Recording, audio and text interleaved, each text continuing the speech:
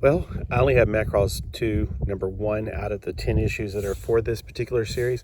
I've definitely seen this. This is the cover actually of the DVD, or was it VCD that I actually have of this, and the VHS tape that I had back in the 90s? Was it the 90s? Anyway, so it says the official comic book adaptation of Macross 2, the video series, which I don't, okay, so if it was an OAV, I don't know. I saw the VHS tape when I was younger. This comic book came out in 1992, which is reminds me about the time I got the VHS tape. But I vaguely remember some of these parts in it, but I definitely don't remember all of them. And maybe that's why, because maybe I only watched one of the videotapes and there was maybe 3. They were called like OAVs or OVAs, original anime video, OAV, or original video anime, OVA. I never have quite understood the difference between those two things. Episode 1, Contact.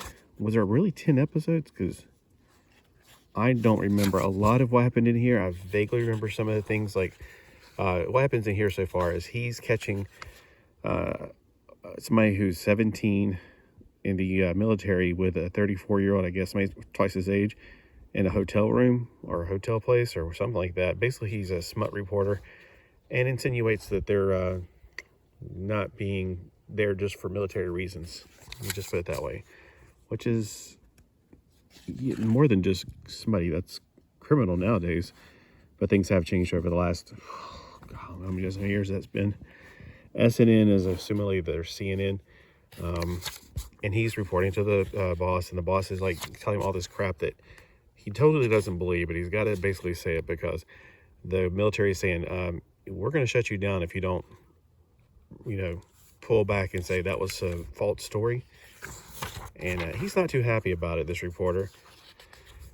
He gets in the car with this girl and she's explaining some things to him, and then suddenly, before she can really get started, the SDF-1 goes into it basically comes alive. I vaguely remember that part. I also remember some kind of guy that, maybe I may be getting this mixed up with Macross Plus, because I've seen all 4 episodes, I guess you can say, of Macross Plus, and I think I'm getting both of those mixed up. I've seen Macross 2, I've seen Macross Plus, and I think my brain is getting all mixed up a little bit. I definitely remember this happening in both of them almost. So this I remember.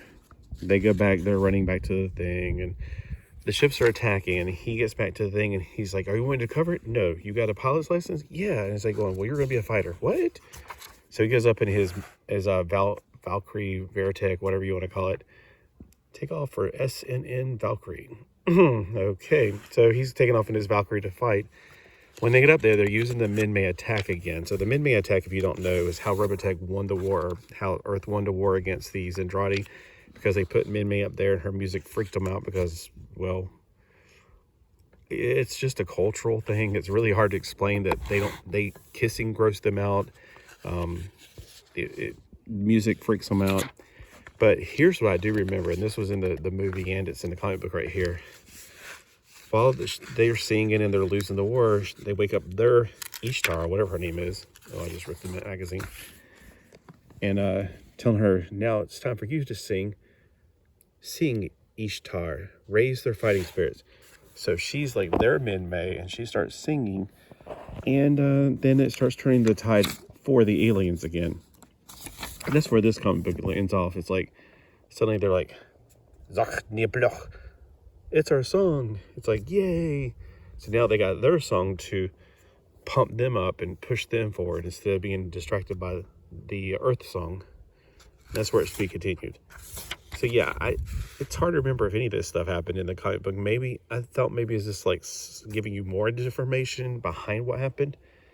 Not 100% sure, so now I need to go watch the Macross 2 again, which I have not seen since 95, I guess. I definitely had this VHS tape, and I'm pretty sure, see, the VCD I had for it, actually, it was either DVD or VCD. It came inside of not like a DVD case, but like a folded, it looked like the same size as a DVD, but it was folded and it had like a little styrofoam. I probably got in the house right in there, but it's so hard to see on the shelf because it's flat, and it kind of reminds you of like a record album or something. Like it's not like a DVD album. So if I have it, I'll try to make another video for it.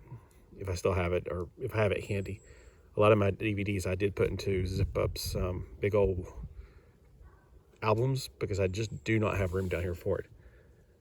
But yeah, this one, it's really hard to follow at the beginning. And I don't know if it's relying on people who have watched the movie, because it's not really speaking much for itself. I don't, if you're just going to read one issue, like I only have one issue, I don't have numbers 2 through 10. It's really confusing, and it's not really worth your time. I would recommend, if you have this one issue, don't read it yet. Hold off and get the other 9, then read them back to back. It didn't take very long to read it. Probably this video right here has taken longer to explain than actually reading the comic book. But the art in it is fairly good, although there's a lot of wasted space and a lot of ink that's probably coming off on my fingers. And of course, it's black and white, which doesn't really bother me at all. But it seems like there is a lot of wasted space where the story kind of coast, I guess you can say. It almost feels like, yes, this is one of those 90s comics where they're just putting art in and not putting, like they could have made this one book and they stretched it out over 10, which is something a lot of people started doing. When I was a kid, you had one comic book for a movie adaptation, except for Star Wars. It had 6, but it also had a bigger script. It had stuff in the comic books that weren't in the original movie because it was from the original script. Like Jabba the Hutt. He was in the original movie after they cut him out. And that's why he looks completely different in Star Wars 1 through 6 than he does in the movies. All right, anyway. So just let me know if this is something you've read, or if you remember the Macross 2 movie or OVA or whatever they are now, because I want to go check out, see if I still got my VHS tapes sitting on the, I have a place in here where I have all my VHS tapes that I really, really, really, really want to keep out because they're so beautiful. Like, a lot of the anime stuff looks so beautiful. It looks so great on the shelf. All right, well, thanks for watching. Comment below if this is one of your things too.